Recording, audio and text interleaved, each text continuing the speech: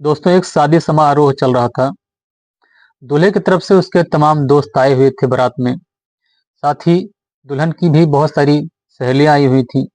दोस्तों, उनका जो फैशन था देखने वाला था, उनकी जो खूबसूरती थी देखने लायक थी। और जो दुल्हन की छोटी बहन थी उसका तो कहना ही क्या था। बड़ी ही लाजवाब लग रही थी, बिल्कुल सुपर डुपर लग रही थी। दोस्तों, सब कुछ तो ठीक ठाक चल रहा था, लेकिन लगभग रात के 1 बजे का जब समय होता है तो शादी के मंडप से एक लड़की और उन बारातियों में से एक लड़का दोनों कहीं सरक जाते हैं। और थोड़ी दूर पर जाकर गांव के कुछ लोगों द्वारा जब वो रंगे हाथों पकड़े जाते हैं तो उसके बाद बड़ा ही बवाल होता है। थाना पुलिस तक की नौबत आ जाती है और शादी को रोक दी जाती है। और वो होता है जो कभी किसी ने सोचा भी नहीं था। दोस्तों, आइए कहानी को अंत तक जानते हैं, लेकिन वही छोटी सी रिक्वेस्ट आपसे कि मेरे चैनल को सब्सक्राइब कर दीजिए और लाइक और शेयर भी करते रहिए। दोस्तों, उत्तर प्रदेश के जिला बाराबंकी की ये घटना है। दोस्तों, नागपाल जो कि दूल्हा होता है उसकी बारात उसके ससुराल में पहुंचती है। वहां पर उसकी जो अगुवाई किया जाता है, उसका जो फूलों से बारातियों का जो स्वागत किया जाता है, स्वागत करने के बाद में दूल्हे की गाड़ी जो है दुल्हन के घर पर पहुंचती है। वहां पर जब पहुंचती है तो जो दुल्हन की छोटी बहन होती है जिसका नाम नेहा होता है, नेहा अपने कुछ सहेलियों के साथ में अपने जीजू से मिलने के लिए वहां पर पहुंचती है गाड़ी के पास। अब जैसे वह गाड़ी के पास पहुंचती है तो अपने जीजू से कहती है, जीजू नमस्ते। तभी जो जीजू के साथ में जो ड्राइवर बैठा था, जो गाड़ी चला रहा था, वह लड़का नागपाल का दोस्त होता है जिसका नाम धीरज होता है। दूल्हा बोलता उससे पहले वो जो है धीरज बोल देता है कि नमस्ते नमस्ते, और बताइए कैसे हो। जो लड़की होती है खिसी आ जाती है और कहती है, आपसे थोड़े ना कह रहे हैं, हम तो अपने जीजू से कह रहे हैं। तो ड्राइवर कहता है, तो क्या हुआ, हम भी तो आपके जीजू ही हैं, पूछिए अपने जीजू से। वह लड़का कहता है, बोलिए नागपाल भाई, आप बताओ इनको कि हम कौन हैं, हमको तो ड्राइवर ही समझ रहे हैं लोग। तो नागपाल यानी वह दूल्हा कहता है कि हाँ नेहा, ये हमारे दोस्त हैं और इनको भी, और साथ ही जो पीछे बैठे हैं इनको भी जीजू ही बोलिए, नहीं तो ये सभी के सभी लोग गुस्सा आ जाएंगे। सभी लोग हंसने लगते हैं। तभी तो जो नेहा होती है कहती है, ठीक है ये बात है, तभी इतना उछल रहे हो, ठीक है स्टेज पर आने दो, फिर बताती हूँ। अब धीरे धीरे कार्यक्रम आगे बढ़ता है और उसके बाद जो है दूल्हे को जयमाल स्टेज पर ले जाया जाता है। जयमाल कार्यक्रम चलता है। इसके बाद जो है साथ ही में एक स्टेज लगा हुआ था, डांसिंग प्रोग्राम चल रहा था। डांस करती है, अच्छा डांस करती है, वह लोग काफी खुश होते हैं। उसके जो जो बाराती आए थे उनकी भी निगाहें उसके ऊपर टिकी थी। जब जयमाल कार्यक्रम हो जाता है, इसके बाद बताया जाता है कि जिसको खाना खाना है खाना खा ले जाकर। दूल्हा तभी खाना खाता है जब शादी प्रक्रिया पूरी हो जाती है। दूल्हा तो रुक जाता है, लेकिन जो बाकी बाराती होते हैं वह खाना खाने चले जाते हैं। साथ ही जो धीरज होता है वह भी उनके साथ खाना खाने चले जाता है। जहाँ पर खाना लगा होता है वहां पर पहुंचते हैं। धीरज अपने दोस्तों के साथ प्लेट उठाता है और प्लेट में खाना डालता है। खाना डालने के बाद जैसे ही वह उधर से चल पड़ता है, इधर जो है नेहा अपनी दो सहेलियों के साथ, साथ ही कुछ महिलाएं थी जो उसके साथ होती हैं, आती हुई दिखती हैं। जब धीरज उनको देखता है तो धीरज नेहा से इशारों इशारों में ही कहता है कि ये लो खाना खा लो।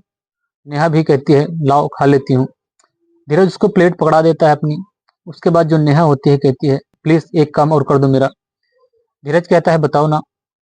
अब दोस्तों, आपको पता है कि जब इस तरह से लड़की बोलती है तो कोई भी लड़का मना नहीं कर सकता। नेहा कहती है कि मेरे लिए तो ठीक है, लेकिन मेरी मौसी और मेरी जो बुआ हैं इनको भी खाना खाना है, ये भी भूखी हैं, और उधर जो है काफी भीड़ है, उधर हम लोग जाएंगे तो परेशान हो जाएंगे।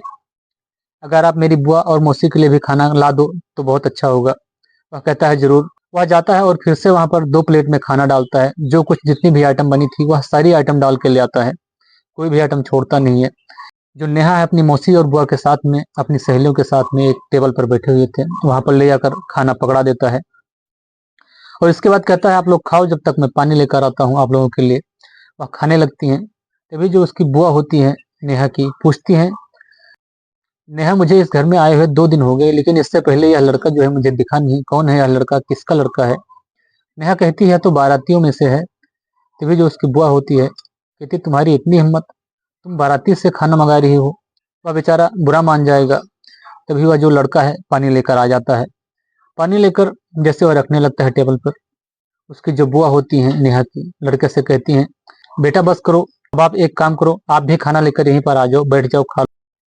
वह जाता है, फिर से एक प्लेट में खाना डालता है, लेकर आता है, और जैसे ही प्लेट लाकर टेबल पर बैठा था, साथ ही उधर से दूल्हे का फोन आ जाता है उसके पास, और कहता है, गाड़ी लेकर जल्दी पहुंचो, बेदी के लिए इंतजार कर रहे हैं लोग, वहां पर शादी शादी में देरी हो रही है।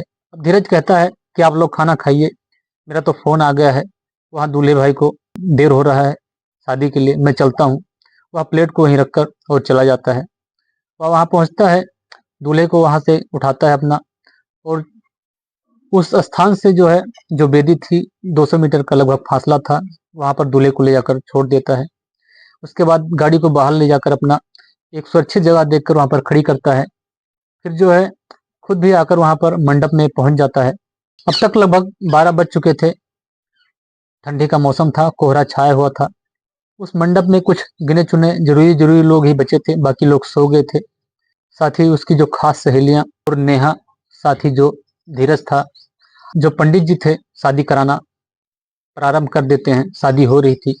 उधर धीरज और नेहा के बीच में आंख मिचौली चल रही थी। साथ ही नेहा जो है इसको पूछती है इशारों इशारों में ही कि खाना क्यों नहीं खाया।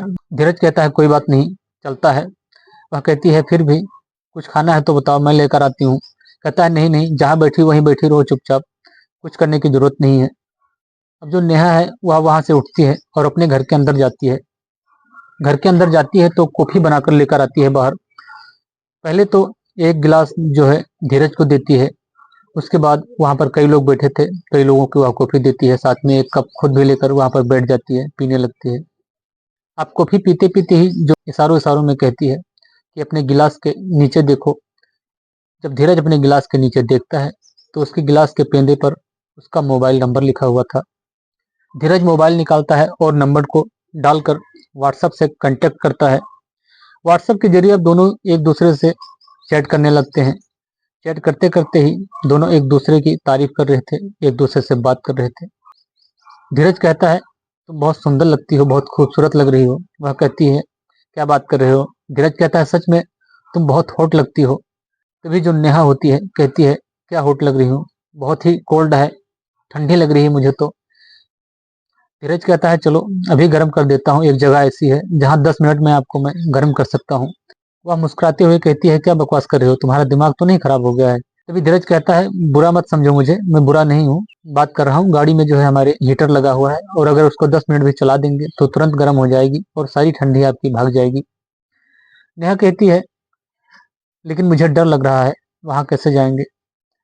तभी जो नेहा होती है कहती है अच्छा ठीक है, तुम चलो गाड़ी स्टार्ट करके हीटर चलाकर गर्म करो, जब तक तब तक मैं आ रही हूँ। धीरज जो होता है अपने दोस्तों से कहता है कि मुझे थोड़ा जरूरी काम है, 10 मिनट तक आता हूँ, आप लोग यहाँ अगर कोई जरूरत पड़ जाए तो ध्यान रखना, और अगर कोई खास बात हो तो मुझे फोन कर लेना। धीरज चला जाता है, गाड़ी स्टार्ट करता है, और जो है हीटर चला देता है। गाड़ी गर्म हो रही थी। अब दोस्तों नेहा वहां से उठती है, धीरे से अपने सहेलियों से कहती है कि ध्यान रखना, मैं भी आती हूँ, और अगर कोई जरूरी बात हो तो मुझे फोन करना। वह वहां से उठती है, लेकिन उन दोनों पर किसी की निगाह टिकी हुई थी, कोई उनको नोटिस कर रहा था। अब नेहा जब वहां पर पहुंचती है तो धीरज गाड़ी का दरवाजा खोलता है और बहुत खुश होता है, उसको अंदर बुलाता है। अंदर जाती है, वह दूसरी सीट पर वह बैठती है। गाड़ी काफी गर्म हो चुकी थी, नेहा को पूरा मजा आ जाता है। धीरज उसका हाथ पकड़ लेता है और कहता है आई लव यू।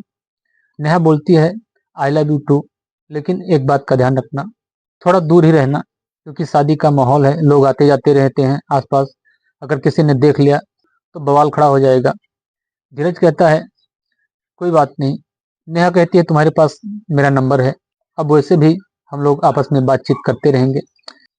लेकिन दोनों एक बात को सोच रहे थे कि दोनों अकेले हैं, और ऐसा मौका जो है बहुत ही मुश्किल से मिलता है।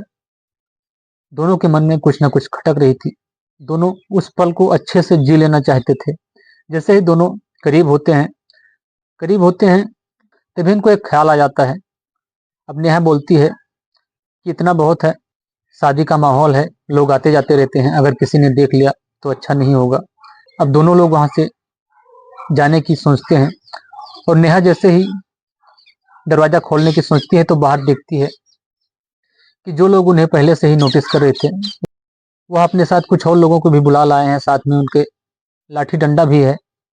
और जब वह यह नज़ारा देखती है तो डर जाती है, घबरा जाती है दोनों। कहते हैं अब क्या होगा, अब तो सभी लोगों को पता चल जाएगा और बड़ा ही बवाल होगा, यहाँ पर बड़ा ही हंगामा होगा।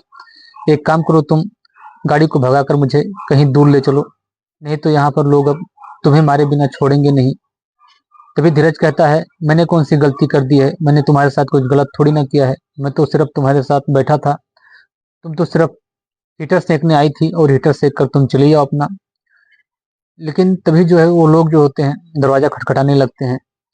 नेहा कहती है, थोड़ा शीशा खोलो, मैं इनसे बात करती हूँ। शीशा खोला जाता है। नेहा बोलती है, क्या बात है भाई, क्यों आए हो यहाँ पर? वह कहता है, तुम नीचे उतरो, फिर मैं बताता हूँ। नेहा कहती है, जो बात करना है मुझसे बात करो। शीशा थोड़ा खुला था, तभी एक व्यक्ति उसमें से लाठी डालकर उसको कोचने लगता है, ड्राइवर को। दूसरा व्यक्ति जो वहीं पर उसके साइड मिरर को लाठी मारकर उसका जो है शीशा तोड़ देता है। तभी जो है नेहा के पिताजी होते हैं, आ जाते हैं और कहते हैं, क्या हो रहा है? नेहा रोने लगती है और बताने लगती है, पिताजी मैं तो सिर्फ हीटर सेकने आई थी और यहाँ पर इन लोगों ने मुझे भला बुरा कहा है, मेरी कोई गलती नहीं है, हमने कुछ गड़बड़ नहीं किया है। लेकिन जो नेहा के पिताजी होते हैं कहते हैं, तू नीचे उतर और इसको तो मैं अभी बताता हूँ। कहते हैं, तू भी नीचे उतर। लड़का जो है नीचे उतरता है, उसको दो चार लगा देते हैं, साथ में उसको भला बुरा कहते हुए कहते हैं, इसको तो मैं काफी देर से नोटिस कर रहा हूँ, बड़ा ही बवाल मचा रखा है, इनकी निगाह बहू बेटियों पर ही टिकी हुई है। तभी जो धीरज के कुछ दोस्त होते हैं वहां भी डांटने लगते हैं उसको और कहते हैं कि तेरी ही गलती है, तू जहाँ जाता है यही करता है। धीरज भी गुस्साने लगता है और कहता है, तुम लोगों ने कौन सा गुल खिला रखा है, बड़े हरिश्चंद्र बनते हो तुम लोग, तुम्हारी भी पोल खोल दूंगा। मैंने कौन सी गलती की है, वह केवल हीटर ही सेक रही थी, मैंने उसको छुआ भी नहीं है। बड़ा बवाल होता है। उन लोगों को मंडप पर ले जाया जाता है, वहां पर और भी बवाल होता है और जो भी कुछ बचे कुचे लोग थे वह भी इकट्ठा होते हैं और मारो मारो मारो मारो चारों तरफ से हल्ला हो रहा था। कुछ बूढ़े बुजुर्ग लोग वहां पर उनको शांत कराते हैं। इसके बाद दोनों की शादी होती है। नागपाल और विभा जो इसकी पत्नी होती है, दोनों की शादी जब पूरी हो जाती है, उसके बाद जो दूल्हा होता है अपने ससुर के साथ यानी उस नेहा के पिताजी के साथ बातचीत करता है और समझाता है। कहता है, इसमें जो है अपने ही परिवार की जो है इज्जत जाती है, इसको उछालने की कोशिश मत करो, और उनको सहानुभूति दिलाता है। इसके बाद जब शादी कार्यक्रम संपन्न हो जाता है, धीरज के माता पिता को उनके घर से बुलाया जाता है। वह दुल्हन के घर आते हैं और उसके बाद धीरज के माता पिता और नेहा के माता पिता के साथ बैठकर समझौता कराया जाता है और दोनों का जो है रिश्ता तय कर दिया जाता है, दोनों को शादी के लिए तैयार कर लिया जाता है। और इसके बाद सन 2025 का जब जनवरी का समय आता है, दोनों की उसी तारीख को, उसी महीने में, उसी ठंड में, उसी कोहरे में और उसी मंडप में शादी जानबूझकर की जाती है। धीरज के द्वारा यह तारीख रखी जाती है ताकि यह जो शादी है यादगार बन जाए। दोस्तों, यह शादी यादगार बन जाती है और उसी तरह से फिर से शादी होती है और इस बार जो ड्राइवर है नागपाल होता है, वही गाड़ी होती है। शादी के दौरान मंडप में ही जो नेहा होती है, इस बार यानी नेहा और धीरज की शादी हो रही थी, नेहा बोलती है कि बहुत ठंड लग रही है और धीरज कहता है, चलो गाड़ी का हीटर चला देता हूँ और उसमें बैठ जाओ 10 मिनट। तभी जो वहाँ पर काफ़ी लोग मौजूद थे उनको यह बात समझ आ जाती है और याद आ जाती है और तभी सभी लोग हंसने लगते हैं और मज़े ले लेते हैं। दोस्तों, कैसी लगी ये कहानी? मेरी छोटी सी कहानी है, अगर आप लोगों को पसंद आई हो जरा सी भी तो रिक्वेस्ट है, चैनल को सब्सक्राइब जरूर करके आना। मैं भोलेनाथ फिर मिलता हूँ एक और नई कहानी के साथ, तब तक के लिए जय हिंद, जय भारत।